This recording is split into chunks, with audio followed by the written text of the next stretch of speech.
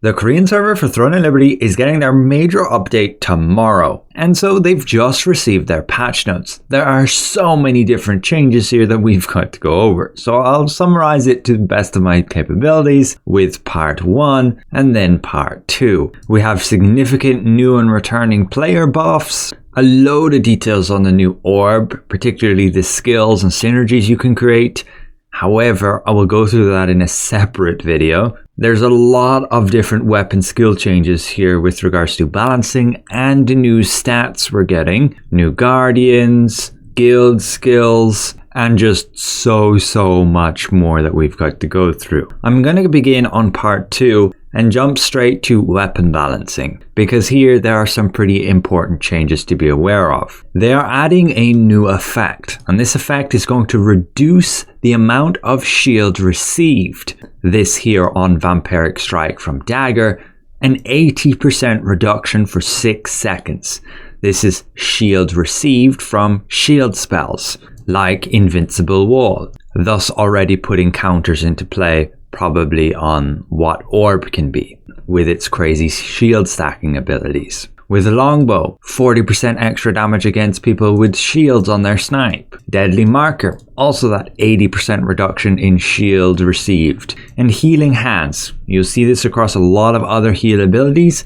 They're simply changing up the percent and the base damage, along with adding a new stat. It now will clearly display that you have a recovery stat. It's already like this in game, where those heal over times were boosted by your health recovery stat. This will now be clearly displayed, but also they will no longer be affected by your skill heal stat. For example, wand passives, giving that flat healing amount, will no longer boost longbow heals. It has been rebalanced a little bit to reflect this. Basically a boost because of that base damage is now 4 times more. Flash Wave, same story here, now only affected by healing recovery and not normal skill heal. Crossbow, also getting that ability to reduce the shield received on the target by 80%. And they fixed detonation mark. It will no longer have the mark sometimes disappear rather than dealing the accumulated damage. For the magic wand,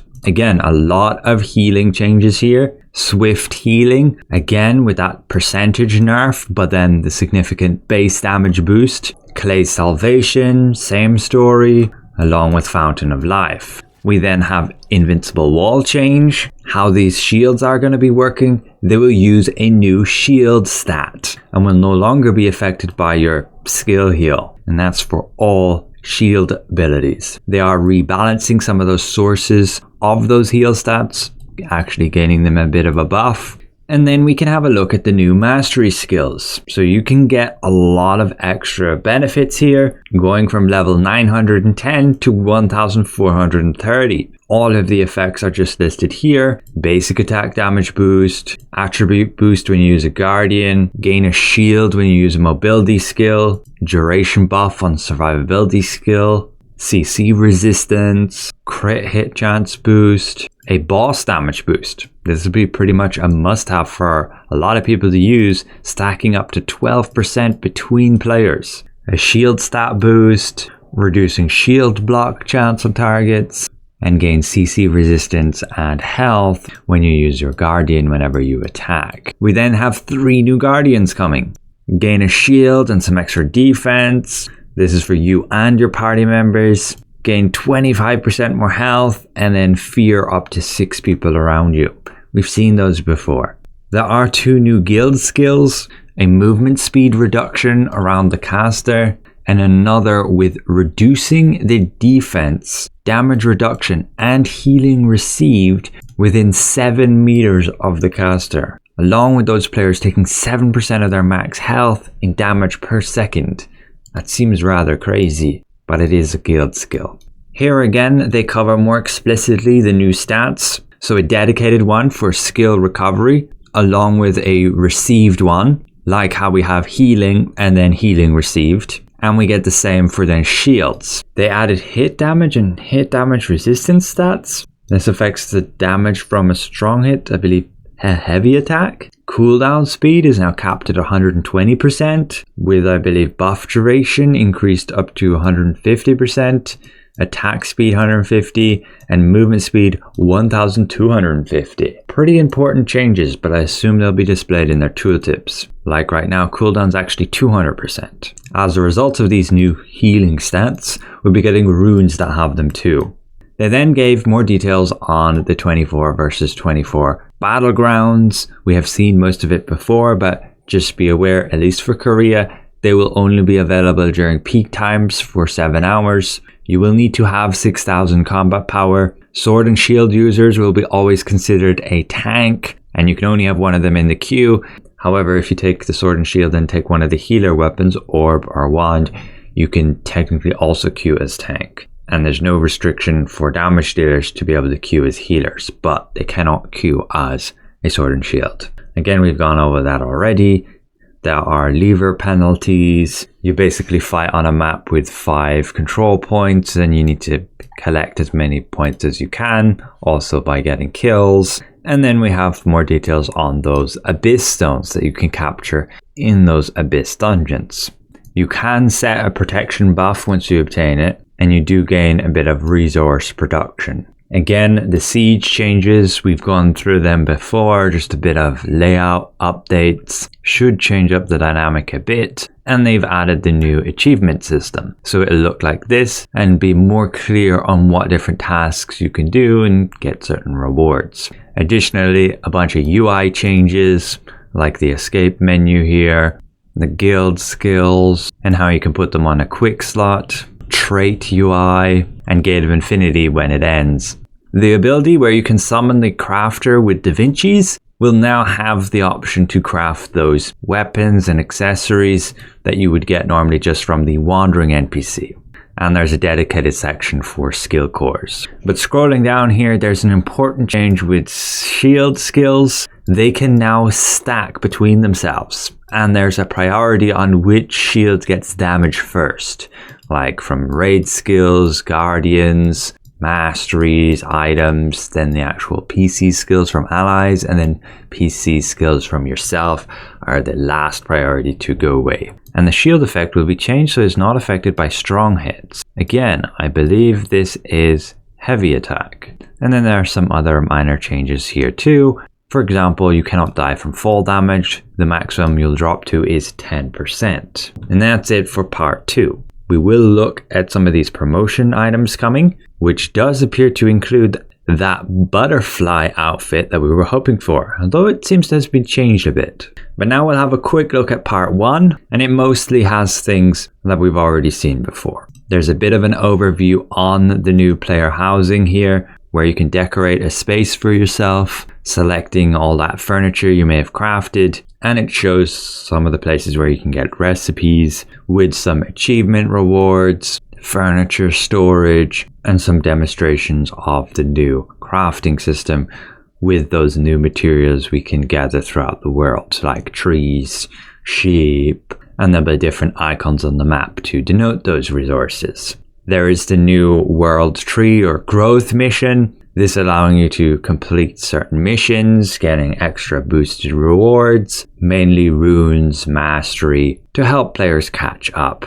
And then you'll also have, while leveling up, these growth cards to help you select what weapon you want to choose, what role, and then within that, what even skills you maybe want to try out, just to guide those newer players. There is also a new and returning player buff, so you'll get 100% extra Solent, 100% extra weapon mastery, and 50 boss critical hit and boss hit chance, along with bonus damage, and guild treasure crest score plus 400%. And this buff will last you 50 days, but you will only get it if you're new or you haven't logged in for, I believe, 30 days. There is then the new dungeons. This needs 6,000 combat power, new 4-star dungeons basically, to go with Crypt of Augmentation, along with the Palace of the Giant, and we can confirm it has new accessories. I don't know why they were hiding them in their overview video, but those are definitely accessories with the border of tier 3 gear.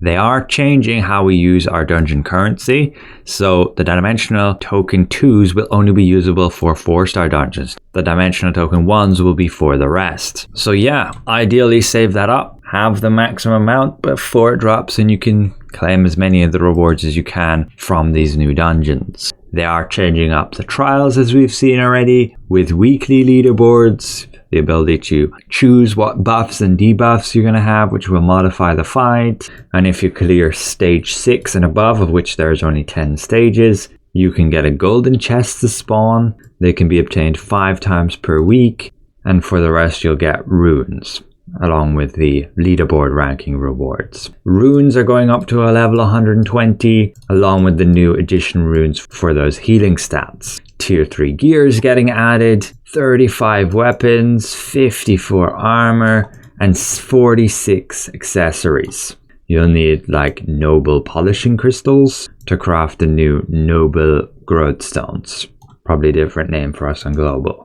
You cannot use tier 3 gear with the material transmutation or obtain it from there. And you will be able to extract the weapon skills from tier 3 gear, including all of these. They have listed all the tier 3 armor and accessories as well. Not that that really means anything with just the name. So we'll have to wait till this patch is out tomorrow to get a better overview. What different set effects. And yeah, that's about it. There are some extra changes here for like guilds, growth diary missions, change of rune acquisition and locations, and overall just an absolute ton of changes here. They will be releasing like a battle pass for the housing and life skills. You'll be able to get some extra rewards there, and they're also introducing this growth pass, as well as the ability to get the appearance items of different weapon cosmetics for the orb, as you can see the different ones here, to match those outfits. And then they announced this new outfit, that butterfly one, at least a variant of it, that they promised for us in August. Now, when I say us, that was actually just for the Korean server. They never promised anything for the global server. We don't know if we'll be getting this at the same time as this new update on the global server as well.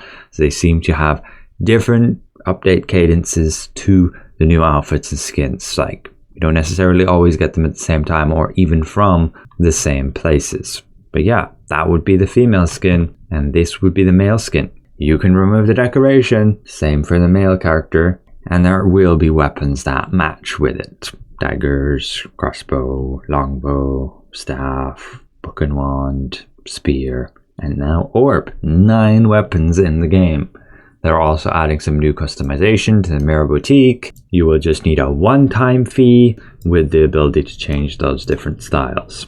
And yeah, that's everything important I wanted to cover in this video. I do want to make a separate video going over the orb skills and what we can expect with those, as they did make a overview, a showcase video, but it's all in Korean, so you may not understand a thing. You can of course put auto-translated subtitles, but it may not give the full picture. So thanks all for watching, and we'll see you guys around.